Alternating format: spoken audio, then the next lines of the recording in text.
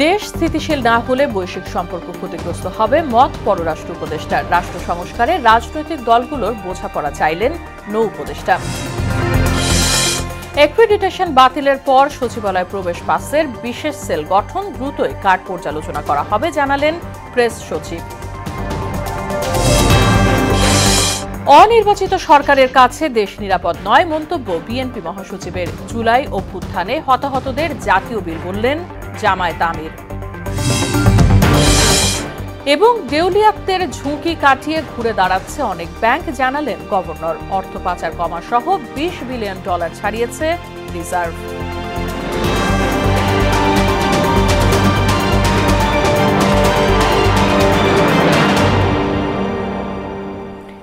আসসালামু আলাইকুম, সবাইকে স্বাগত। মোহনা সংবাদে শুনছিলেন শিরোনাম, পুরো সংবাদের সঙ্গে আছি রাশিদা সুলতানা রিঙ্কু। বিস্তারিত। দেশের অভ্যন্তরীণ পরিস্থিতি ঠিক না হলে শুধু এই অঞ্চল নয়, চীন আমেরিকার মতো দেশের সঙ্গেও সম্পর্ক ক্ষতিগ্রস্ত হবে বলে মনে করছেন পররাষ্ট্র উপদেষ্টা তৌহিদ হোসেন। আর নৌপরিবহন উপদেষ্টা এম শাখাওয়াত হোসেন বলেছেন, রাষ্ট্র সংস্কারে রাজনৈতিক দলগুলোর মধ্যে বোঝাপড়া প্রয়োজন। রাজধানীর খামারবাড়িতে ঐক্য সংস্কার নির্বাচন শীর্ষক সংলাপে শেষ দিনে তারা এসব কথা বলেন।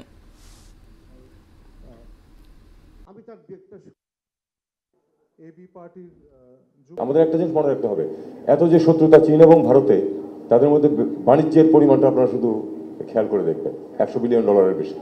কাজে আমাদের স্বার্থ আছে প্রতিটি দেশের সাথে, এবং আমাদের আরেকটি স্বার্থ আছে যেটা, যেহেতু আমরা মেজর প্লেয়ার না ইন্টারন্যাশনাল অ্যারিনাতে, কাজে আমাদেরকে এক ধরনের ব্যালেন্স মেনটেন করে চলতে হবে। তাদের সমস্যার সমাধান না করো, তাদের যে ডেমোগ্রাফিক প্যাটার্ন যেটা আছে, if you have 200,000 young boys, আমি মেয়েদের কথাও বলি, আমি 200,000 young boys who do not see light at the end of the tunnel, they will become desperate, and desperate people will do desperate things that will not only harm Bangladesh, কিন্তু তোমাদেরও অসুবিধা হবে, প্রত্যেকটা দেশেই ক্ষতি হবে। অলরেডি সেটার লক্ষণ কিছু কিছু দেখা যাচ্ছে।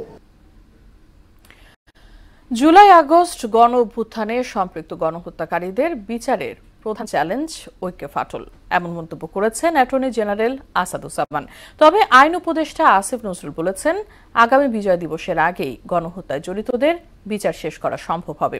সকালে রাজধানীর কৃষিবিদ ইনস্টিটিউটে আয়োজিত জাতীয় সংলাপে এসব কথা বলেন তারা। অনুষ্ঠানে চিফ প্রসিকিউটর তাজুল ইসলাম জানান, গুম ও মানবতা বিরোধী অপরাধের বিচারে প্রাধান্য দেওয়া হচ্ছে। আরো জানাচ্ছেন উষা ফেরদৌস। 14 জুলাই জাতীয় ঐক্য নির্বাচন ও সংস্কার ইস্যুতে ক্রিয়াশীল সব পক্ষকে যুক্ত করে প্রথমবারের মতো আয়োজিত জাতীয় সংলাপে অংশ নেয় বিশিষ্ট জনসহ সর্বস্তরের মানুষ। আমি দায়িত্ব নিয়ে বলতে চাচ্ছি যে কাউন্টার টেররিজমে ছিল বাংলাদেশ ছাত্রলীগের আরেকটা ইউনিট। আলোচকরা বলেন, সাম্রাজ্যবাদীদের আধিপত্য থেকে মুক্ত না হলে ন্যায় বিচার সম্ভব নয়। ডিজিএফআই, র্যাবের মতো জুলুমবাজ বাহিনীগুলোর বিষয়ে পদক্ষেপ নেওয়ার তাগিদে উঠে আসে তাদের বক্তব্যে। আমি তো দাবি করব যে অন্তত ডিজিএফআই, অন্তত র্যাব, অন্তত আপনার ডিবি, এগুলোকে বিলুপ্ত করতে হবে। যদি বিলুপ্ত করা সম্ভব না হয়, অন্তত তাদের সিরিয়াস রিফর্ম করতে হবে। আইন কানুন যা কিছু করেন, আধিপত্যবাদ মুক্ত, সাম্রাজ্যবাদ মুক্ত যদি রাজনীতির চর্চা আমরা করতে না পারি, এই দেশে যত আইন করেন, যত কাজ করেন, কিছু বাস্তবায়ন হবে না। ভবিষ্যৎ প্রজন্মকে দায়মুক্ত করতেই জুলাই আগস্ট গণহত্যার বিচার করা হবে বলে জানিয়েছেন অ্যাটর্নি জেনারেল আসাদুজ্জামান। ঐক্য ছাড়া সংস্কার সম্ভব নয়, সংস্কার ছাড়া যৌক্তিক কোনো বাংলাদেশ আপনাদের উপহার দেওয়া সম্ভব নয়। ঐক্য ছাড়া, সংস্কার ছাড়া এই বিচার প্রক্রিয়া দ্রুততম সময়ের মধ্যে করাটা কঠিন এবং দুরূহ বলে মনে করি আমরা। আন্তর্জাতিক অপরাধ ট্রাইব্যুনালের চিফ প্রসিকিউটর তাজুল ইসলাম বলেন, অনেক ক্ষেত্রে অনিয়ম হয়েছে। আপাতত গুম এবং মানবতা বিরোধী অপরাধের বিচারে বেশি গুরুত্ব দেয়া হচ্ছে। আমাদের প্রধান ফোকাস হচ্ছে গুম এবং মানবতা বিরোধী অপরাধ, গণহত্যা যে অপরাধ বাংলাদেশের মাটিতে হয়েছে, সেই অপরাধের যারা মাস্টার মাইন্ড এবং যারা একদম সর্বোচ্চ জায়গায় বসেছিলেন, বসে থেকে অপরাধগুলো সংঘটিত করেছেন, আমাদের প্রায়োরিটি হচ্ছে তাদের বিচার করা। আগামী 1 বছরের মধ্যে গণহত্যাকারীদের বিচার শেষ করার কথা জানান আইন উপদেষ্টা আসিফ নজরুল। সামনের বছর বিজয় দিবস আগে এই বিচার অন্তত বিচারিক আদালতে সম্পন্ন হবে। আমরা আগামী বিজয় দিবস গণহত্যাকারীদের শাস্তির রায় সেলিব্রেশনও করব এবং অন্যান্য সাকসেস উদযাপন করে করতে পারবো। গণহত্যার বিচারের পাশাপাশি সংস্কার এবং নির্বাচন নিয়ে অন্তর্বর্তী সরকার কাজ করছে বলে জানান আইন উপদেষ্টা। আমাদের কাছে মূল দায়িত্ব হচ্ছে বিচার, আমরা বিচার করতে বদ্ধ। উষা ফিরদৌস, মোহনা সংবাদ, ঢাকা। বিচার কার্য করার চেষ্টা। সচিবালয় প্রবেশে অস্থায়ী পাসের আবেদন গ্রহণ করার জন্য পাস সংক্রান্ত বিশেষ সেল গঠন করা হয়েছে। জননিরাপত্তা বিভাগ প্রশাসন এক শাখার উপসচিব আমিনুল ইসলাম স্বাক্ষরিত অফিস আদেশে এই কথা জানান স্বরাষ্ট্র মন্ত্রণালয়। এতে বলা হয়, বাংলাদেশ সচিবালয় প্রবেশের জন্য অস্থায়ী প্রবেশ পাসের আবেদন গ্রহণ করা হবে আব্দুল গনি রোডে অবস্থিত ডিএমপির ক্রাইম কমান্ড অ্যান্ড কন্ট্রোল সেন্টারে। এদিকে প্রধান উপদেষ্টার প্রেস সচিব শফিকুল আলম জানান, কেপিআই এর নিরাপত্তার স্বার্থে সাময়িকভাবে সচিবালয়ের সাংবাদিক প্রবেশে নিষেধাজ্ঞা দেওয়া হয়েছে। শীঘ্রই বিদ্যমান প্রেস অ্যাক্রিডিটেশন কার্ডগুলো পর্যালোচনা করা হবে। ডিআরইউ সভাপতি আবু সালে আকন বলেন, অ্যাক্রিডিটেশন কার্ড বাতিলে পেশাদার সাংবাদিকদের উদ্বিগ্ন হওয়ার কিছু নেই। শামীমুজ্জামান চৌধুরীর রিপোর্ট। বুধবার মধ্যরাতে সচিবালয়ের ৭ নম্বর ভবনে লাগা আগুনে পুড়েছে কয়েকটি মন্ত্রণালয়ের গুরুত্বপূর্ণ নথি। সবচেয়ে বেশি ক্ষতিগ্রস্ত হয়েছে সড়ক পরিবহন, স্থানীয় সরকার, ডাক ও টেলিযোগাযোগ এবং যুব ও ক্রীড়া মন্ত্রণালয়। আগুনে মূলত ষষ্ঠ, সপ্তম, অষ্টম তলায় থাকা দপ্তরের নথি, কম্পিউটার, আসবাবপত্র পুড়ে ছাই হয়ে গেছে। এমন দুর্ঘটনার পর সচিবালয়ে গণমাধ্যম কর্মীদের প্রবেশে বিধিনিষেধ জারি করে সরকার। এদিকে নিজের ভেরিফাইড ফেসবুক পোস্টে প্রধান উপদেষ্টার প্রেস সচিব বলেন, দ্রুতই অ্যাক্রিডিটেশন কার্ড পর্যালোচনা করা হবে। এ বিষয়ে ঢাকা রিপোর্টার্স ইউনিটির সভাপতি আবু সালেহ আকন বলেন, কয়েক বছরে বহু ভুয়া সাংবাদিকদের হাতে অ্যাক্রিডিটেশন কার্ড চলে গেছে। সরকারের পদক্ষেপে এটি বন্ধ হবে। আমি ব্যক্তিগতভাবে এই বিষয়টা নিয়ে কথা বলেছি। প্রধান উপদেষ্টা দপ্তরের কয়েকজনের সাথে আমার কথা হয়েছে। তারা বলেছেন যে এটা নিয়ে পেশাদার যারা সাংবাদিক যারা আছেন তাদের অরিড হওয়ার কিছু নেই। তবে এই কার্ডগুলো বিভিন্ন জনের হাতে চলে গেছে। সেটা এমনও হয়েছে যারা সাংবাদিক না, ঠিকাদারি ব্যবসা করে বা রাজনৈতিক দলের সাথে সম্পৃক্ত, রাজনৈতিক দলের নেতাকর্মী, তাদের হাতেও এই অ্যাক্রিডিটেশন কার্ড ছিল। শুক্রবার রাতে স্বরাষ্ট্র মন্ত্রণালয় থেকে পাঠানো এক বিজ্ঞপ্তিতে সরকারি কর্মকর্তা কর্মচারী ছাড়া সচিবালয় প্রবেশে বেসরকারি সব পাস বাতিল করার কথা বলা হয়। তবে দৈনিক অনুষ্ঠানের ক্ষেত্রে সাংবাদিকদের জন্য সংশ্লিষ্ট মন্ত্রণালয় বিশেষ পাসের ব্যবস্থা করবে। শামীমুজ্জামান চৌধুরী, মোহনা সংবাদ, ঢাকা। সংস্কারকে চলমান প্রক্রিয়া উল্লেখ করে বিএনপি মহাসচিব মির্জা ফখরুল ইসলাম আলমগীর বলেছেন, এজন্য নির্বাচন বন্ধ হয়ে থাকতে পারে না। দিনের পর দিন অনির্বাচিত সরকারের হাতে দেশ নিরাপদ নয় বলেও মন্তব্য করেন তিনি। আর দলের জ্যেষ্ঠ যুগ্ম মহাসচিব রুহুল কবির রিজভির অভিযোগ, পতিত আওয়ামী লীগ সরকারের দুর্নীতি ঢাকতেই সচিবালয়ে আগুনের ঘটনা ঘটানো হয়েছে। আরও জানাচ্ছেন তানজিদ ভুইয়া। জাতীয় প্রেস ক্লাবে জাকপা আয়োজিত আলোচনা সভায় প্রধান অতিথি ছিলেন বিএনপি মহাসচিব মির্জা ফখরুল ইসলাম আলমগীর। এতে বিএনপি চেয়ারপারসনের উপদেষ্টা আমানুল্লাহ আমান দ্রুত নির্বাচন দিয়ে জনগণের সরকার প্রতিষ্ঠা করার দাবি জানান। সেই নির্বাচনের মধ্য দিয়ে নির্বাচিত সরকার আসবে, সেই সরকার এদেশ পরিচালনা করবে। সংস্কার নিয়ে বিএনপির কোনো আপত্তি নেই জানিয়ে দলের মহাসচিব বলেন, নির্বাচিত সরকার ক্ষমতা এলে দেশে অস্থিরতা কমে আসবে। তারা অত্যন্ত সুপরিকল্পিত হবে, সচেতন ভাবে বাংলাদেশের গণতন্ত্রকে দ্বিতীয়বার হত্যা করে তাকে একদলীয় শাসন ব্যবস্থা প্রবর্তন করতে চেয়েছিল। দিনের পর দিন আমরা একটা অনির্বাচিত সরকারের হাতে দেশ চালাতে দিতে পারি না। আমি আশা করব যে সরকার আরো বেশি গভর্নেন্সের দিকে নজর দেবেন। ব্যাংকের হাতে সব টাকা লুট করে নিয়ে চলে গেল, তাদের বিরুদ্ধে একটা মামলা শুরু হলো না। জাতীয় প্রেস ক্লাবের সামনে তৃণমূল নাগরিক আন্দোলনের উদ্যোগে এক অনুষ্ঠানে বিএনপি চেয়ারপারসনের উপদেষ্টা জয়নুল আবেদিন ফারুক অনতিবিলম্বে জনগণের প্রতিনিধির হাতে ক্ষমতা হস্তান্তরের দাবি জানান। সকল ষড়যন্ত্রকে যদি বিরুদ্ধে জনগণকে ঐক্য রাখতে চান, অনতিবিলম্বে জনপ্রতিনিধির হাতে ক্ষমতা হস্তান্তর করার ব্যবস্থা করুন। এদিকে সচিবালয়ে আগুন নেভাতে গিয়ে প্রাণ হারানো রংপুরের মিঠাপুকুরের বাসিন্দা ফায়ার সার্ভিস কর্মীর পরিবারকে অর্থ সহায়তা দিতে যান দলের জ্যেষ্ঠ যুগ্ম মহাসচিব রুহুল কবির রিজভী। বিগত আওয়ামী লীগ সরকারের অপকর্ম চাপা দিতে সচিবালয়ে অগ্নিকাণ্ড ঘটানো হয়েছে বলে অভিযোগ করেন তিনি। শেখ হাসিনা সরকারের একজন প্রধান আমলা সচিব অনেক টাকা পাচার করেছে। তার ফাইলটি ছিল যেগুলো পুড়ে গেছে, যে ফাইলগুলো, সেই ফাইলের মধ্যে। এটাকে তো আমরা বিচ্ছিন্ন বলে মনে করছি না। বিগত সরকারের ষড়যন্ত্রমূলক মামলার কারণে 13 বছর নির্বাসনে থাকা বিএনপির ভাইস চেয়ারম্যান শাহ মোফাজ্জল হোসাইন কায়কুবাদ দেশে ফিরেছেন। হযরত শাহজালাল বিমানবন্দরে তাকে স্বাগত জানান নেতাকর্মীরা। তানজিদ ভুইয়া, মোহনা সংবাদ, ঢাকা। জুলাই অভ্যুত্থানের শহীদ ও আহতরা জাতীয় বীর, তাই তাদের দলীয় পরিচয় বিবেচনা করা ঠিক হবে না, এমন মন্তব্য করেছেন জামায়াতে ইসলামের আমির ডাক্তার শফিকুর রহমান। সকালে রাজধানীর একটি হোটেলে প্রেরণার গণ অভ্যুত্থান বিষয়ক অনুষ্ঠানে তিনি বলেন, আহতদের উন্নত চিকিৎসার প্রতিশ্রুতি দিলেও তার বাস্তবায়ন হয়নি। আরো জানাচ্ছেন ওবায়দুল হক মারুফ। নতুন বাংলাদেশের জুলাই অভ্যুত্থানে আহত ও পঙ্গুত্ব বরণকারীদের স্মরণে এ অনুষ্ঠানের আয়োজন করে জামায়াত ইসলামী ঢাকা মহানগর দক্ষিণ। এতে অংশ নেয় সরকারি বাহিনী ও আওয়ামী কর্মীদের হামলায় আহত অন্তত 300 পরিবার। দেশের বিভিন্ন স্থানে বর্বরোচিত হামলার বর্ণনা দেন আহতরা। শেখ হাসিনা সহ সকল ঘাতকদের দৃষ্টান্তমূলক শাস্তির দাবি জানান তারা। জামায়াত ইসলাম এবং বিএনপির থেকে আরো দায়বদ্ধতা নেই আমাদের চিকিৎসার জন্য। যারা সমন্বয়ক, যারা আমাদের দায়িত্ব নিয়েছে, যাদের জন্য আমরা রাস্তায় দাঁড়িয়েছি, এই দেশের জন্য দাঁড়িয়েছি, তারা আমাদের মসনদের উপরে বসে তারা কেন এখন মজমস্তি করবে?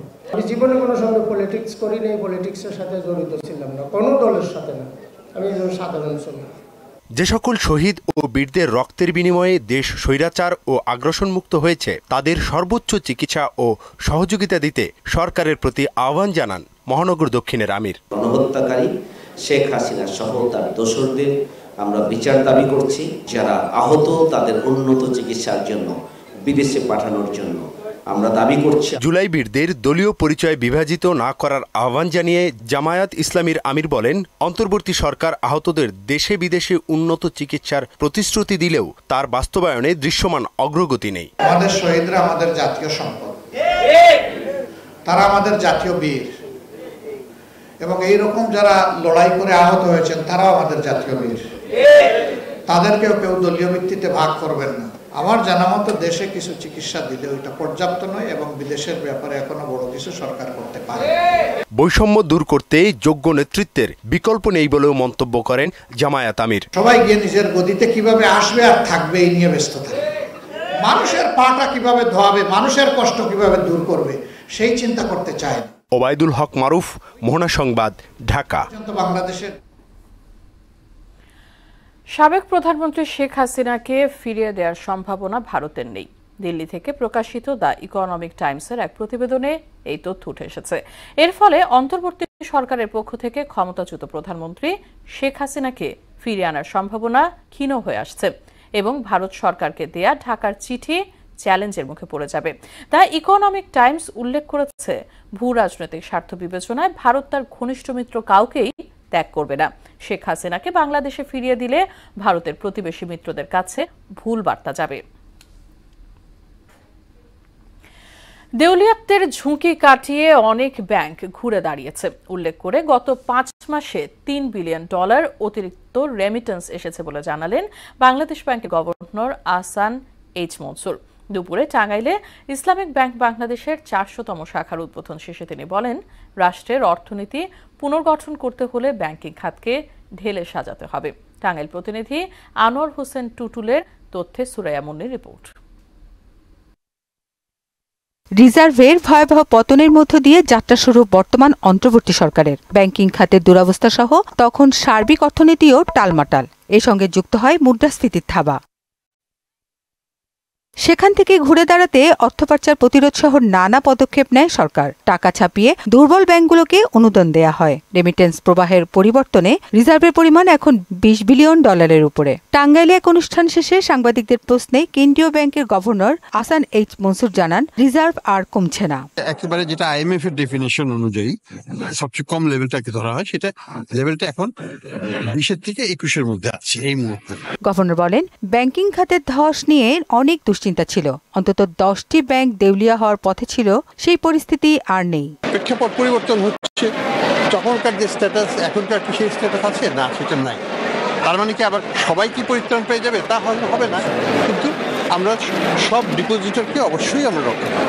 আর্থিক খাত পুনর্গঠন করতে ব্যাংকিং খাত ঢেলে সাজানোর বিকল্প নেই বলেও মন্তব্য করেন আহসান এইচ মনসুর। এখন আবার তাদের মধ্যে অনেকগুলো ঘুরে দাঁড়াচ্ছে, যেমন ইসলামী ব্যাংক ঘুরে দাঁড়িয়ে গেছে। সুরাইয়া মুন্নি, মোহনা সংবাদ। কি বলবো, একটা চাঁদপুরের জাহাজে 7 খুন ঘটনার রহস্য উদ্ঘাটন, বিচার ও ক্ষতিপূরণ সহ বিভিন্ন দাবিতে অনির্দিষ্টকালের কর্মবিরতি পালন করছেন নৌযান শ্রমিকরা। বৃহস্পতিবার রাত 12টার পর থেকে চাঁদপুর, মোংলা, কুয়াকাটা, পটুয়াখালী সহ দেশের বিভিন্ন স্থানে নৌযান শ্রমিকরা কর্মবিরতিতে নামেন। ধর্মঘটের কারণে বন্ধ হয়ে রয়েছে সব বন্দরের পণ্য খালাস। বিস্তারিত জানাচ্ছেন শারমিন স্বর্ণা। চাঁদপুরের মেঘনাতে 7 খুনের ঘটনায় দোষীদের শাস্তি ও 20 লাখ টাকা করে ক্ষতিপূরণ প্রদান সহ নানা দাবিতে পণ্যবাহী লাইটার জাহাজ শ্রমিকদের কর্মবিরতি চলছে দ্বিতীয় দিনের মতো। এতে বন্ধ রয়েছে চাঁদপুর, খুলনা, পটুয়াখালী, চট্টগ্রাম সহ বিভিন্ন বন্দরের পণ্যবাহী নৌযান। কর্মবিরতিতে পণ্য পরিবহন ব্যাহত হওয়ায় আমদানিকারক ও ভোক্তারা ক্ষতিগ্রস্ত হলেও চাঁদাবাজি, ডাকাতি ও জীবন বাঁচাতে শ্রমিকরা আন্দোলন চালিয়ে যাবেন। চুরি, ডাকাতি, ছিনতাই, চাঁদাবাজি এই বন্ধের উদ্দেশ্যে আমাদের এই কর্মবিরতি। যত সময় আমাদের কেন্দ্র থেকে সিদ্ধান্ত না আসবে তত সময় আমরা এভাবে কর্মবিরতি পালন করে যাব। দাবি আদায় না হওয়া পর্যন্ত আন্দোলন চলমান রাখার কথা জানান খুলনার নৌযান শ্রমিক ফেডারেশন নেতা। আমাদের দাবি আদায়ের লক্ষ্যে চলমান, সেহেতু আমরা আমাদের দাবি আদায়ের লক্ষ্যে এগিয়ে যাব। এটা আমরা আরো বেগবান করব। আজকে আমাদের পণ্যবাহী এবং তোল জাতীয় পদার্থ যে সমস্ত জাহাজগুলো বহন করে এগুলো বন্ধ রাখা হয়েছে। তবে সব ধরনের যাত্রীবাহী নৌযান কর্মবিরতির আওতামুক্ত থাকবে। শারমিন স্বর্ণা, মোহনা সংবাদ।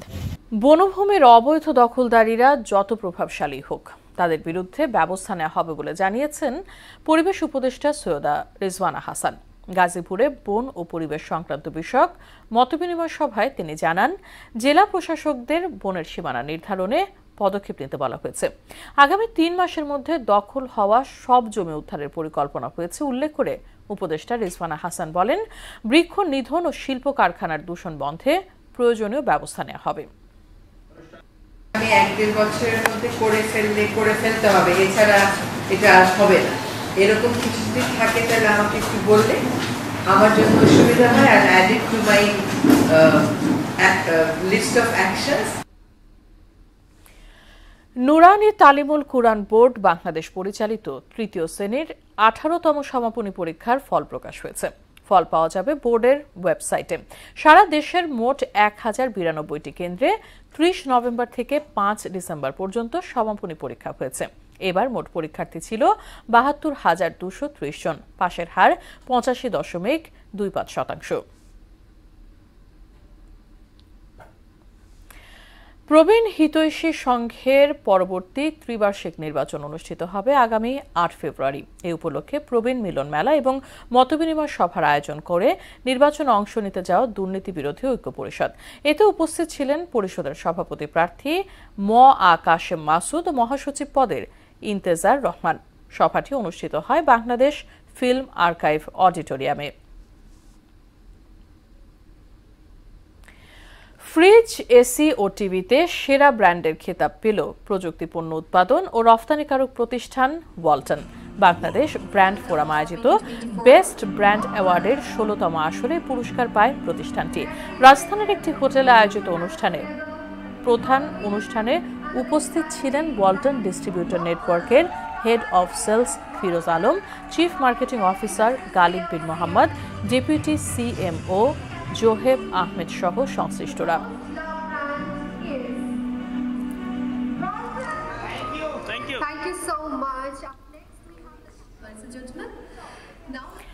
দেশের বাইরের খবর। গাজা উপত্যকায় গত 24 ঘন্টায় ইসরায়েলি হামলায় আরও 37 ফিলিস্তিনি নিহত হয়েছেন। আহতদের সংখ্যা অন্তত 100 জন। ইসরায়েলি বিমান হামলায় পুড়ে উত্তর গাজায় শেষ হাসপাতালটির কার্যক্রম বন্ধ হয়ে গেছে।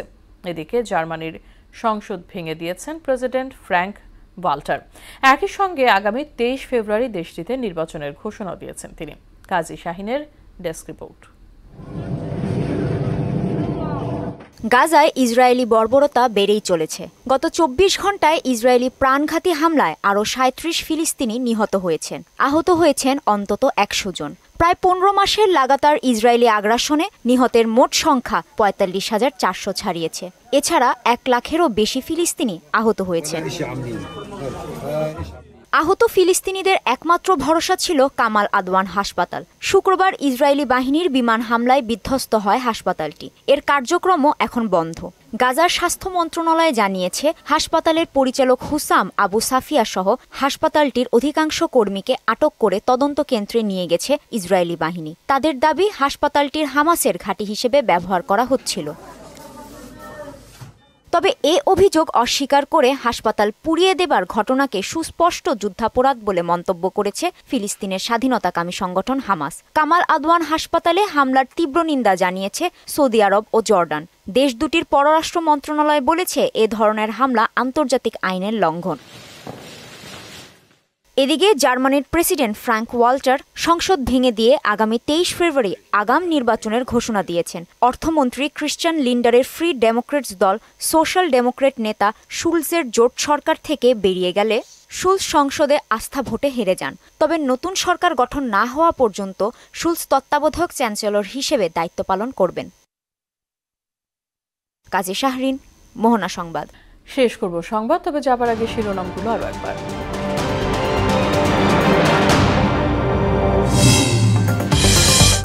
দেশ স্থিতিশীল না হলে বৈশ্বিক সম্পর্ক ক্ষতিগ্রস্ত হবে, মত পররাষ্ট্র উপদেষ্টার। রাষ্ট্র সংস্কারে রাজনৈতিক দলগুলোর বোঝাপড়া চাইলেন নৌ উপদেষ্টা।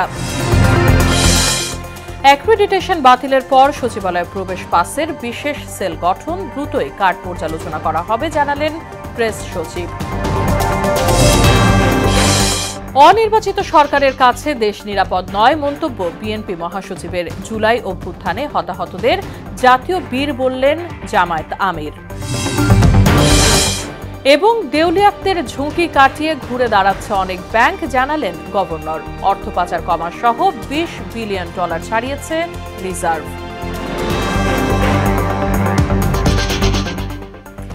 এই ছিল সংবাদে। পরবর্তী সংবাদ রাত 12:30টায়। এছাড়া মোহনার সবশেষ খবর জানতে ভিজিট করুন www.mohana.tv।